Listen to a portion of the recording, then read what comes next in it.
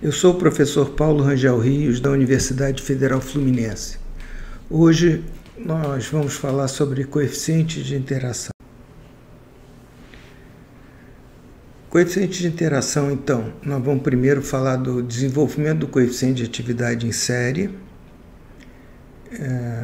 que nós já vimos até alguma coisa sobre quando a gente falou de soluções. Do coeficiente de interação, percentagem em peso, coeficiente de atividade para soluções multicomponentes e coeficiente de atividade para soluções diluídas multicomponentes no referencial henriano, e vamos dar um exemplo.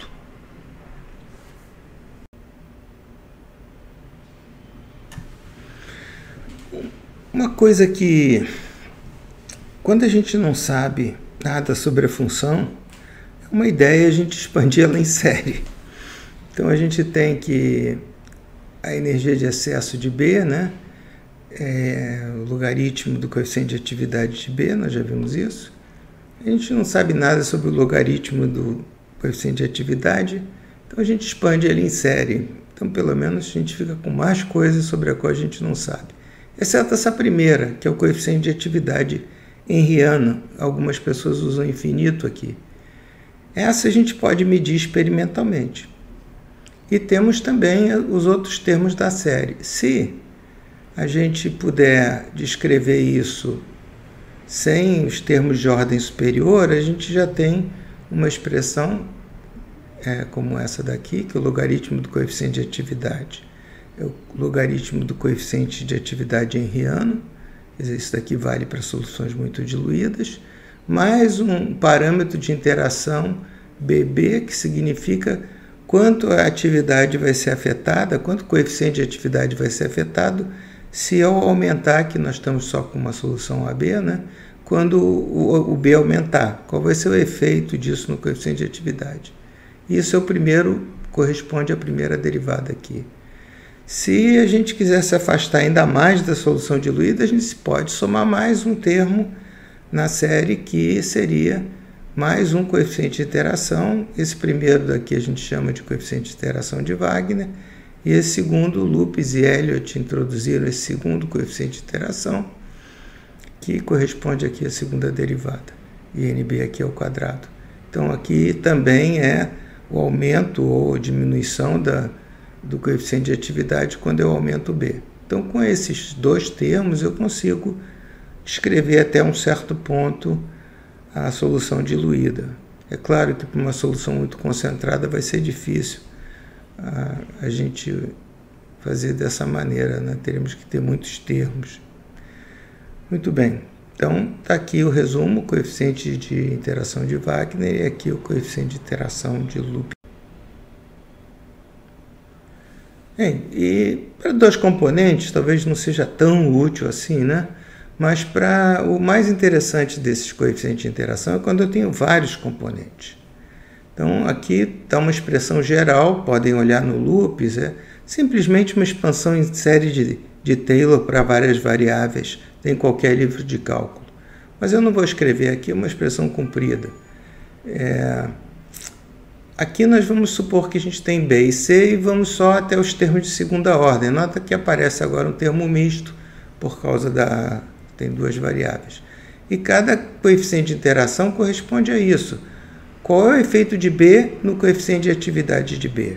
Qual é o efeito de C no coeficiente de atividade de B? Qual é o efeito de B no coeficiente de atividade de B na segunda ordem? Qual é o efeito de B e C no coeficiente de atividade de B? Qual é o efeito de C no coeficiente de atividade de B? Então, nós temos vários coeficientes de interação, tá certo? Então, esses símbolos aqui complicados correspondem cada um a seu coeficiente de interação. Então, também não há nenhum problema. Nós vamos dar um exemplo depois mostrando para que isso serve, que alguns dessas coisas aqui são tabeladas e facilita a nossa vida. Aqui talvez seja o mais útil, que seria os dois coeficientes já no referencial henriano. Veja que aqui também não aparece o primeiro termo, para vários componentes. só que diluído. Veja, nesse caso a gente tem que dizer que o coeficiente no referencial henriano tende a 1, CNA, quer dizer, a fração molar do solvente, tende a 1. Tá certo? Por isso que agora nós temos todo mundo tendendo a 1. Se A tende a 1, então P tende a 0, C tende a 0, todo mundo tende a 0. Essa é a condição. Então nós temos aqui vários componentes, B, C, D, E, e só mantendo a primeira ordem, quer dizer, isso só vale para soluções diluídas, né?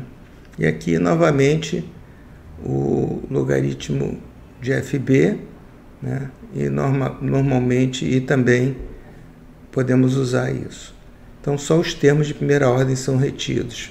Provavelmente, para uma solução multicomponente, é mais razoável, essa coisa é melhor quando a gente tem um multicomponente diluído. E aí vai dar um bom resultado. Quando a gente tem um multicomponente, tem que usar termos de segunda ordem, vai ficar difícil porque a gente não sabe quais são os termos. É uma questão experimental, nós temos que ter esses valores experimentalmente, senão não adianta a gente ter esse modelo. Então, isso daqui eu deixo para vocês pensarem um pouco, que o coeficiente de atividade henriano gama B é igual ao coeficiente de atividade henriano FB. Vamos dar um exemplo retirado do livro do Taishi Matsushita e Kazuhiro Mukai, né? É um livro muito bom, recomendo que vocês deem uma olhada. Ele tem um exemplo muito interessante, o líquido, né? 1600 graus Celsius. Então a gente tem aqui o aço trilho e o ferro gusa. Então vamos usar tudo em percentagem em peso, então é lógico que a gente use essa expressão, certo? Já no coeficiente, na atividade henriana. E nós conseguimos obter isso segundo o Matsushita e Mukai, de tabelas. Quer dizer, essas coisas já são, especialmente para aço, né, que é muito estudado, essas coisas já são determinadas experimentalmente. Então nós temos que, qual é o coeficiente de atividade do enxofre? Então nós temos log de Fs, nós temos os parâmetros de interação já determinados numa tabela, e temos aqui isso daqui, tá certo? Veja que trabalho experimental, você determinar todos esses coeficientes de interação. Mas uma vez que você fez, vai ser bastante útil, né? Vocês veem.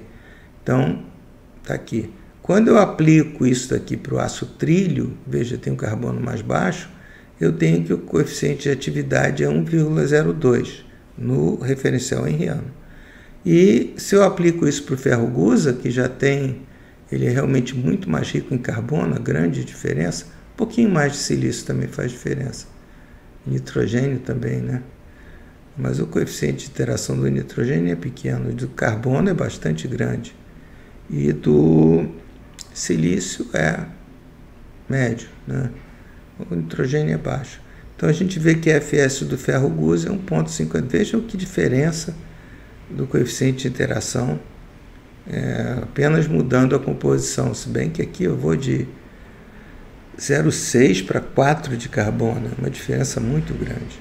Então isso tem um efeito forte sobre o coeficiente de atividade. É até difícil a gente falar que 4% de carbono é solução diluída, mas tudo bem, funcionou. Esse foi um vídeo, eu acho, razoavelmente simples. Ele mostra basicamente o que a gente pode fazer quando a gente tem uma solução diluída, além da lei de Henry, né?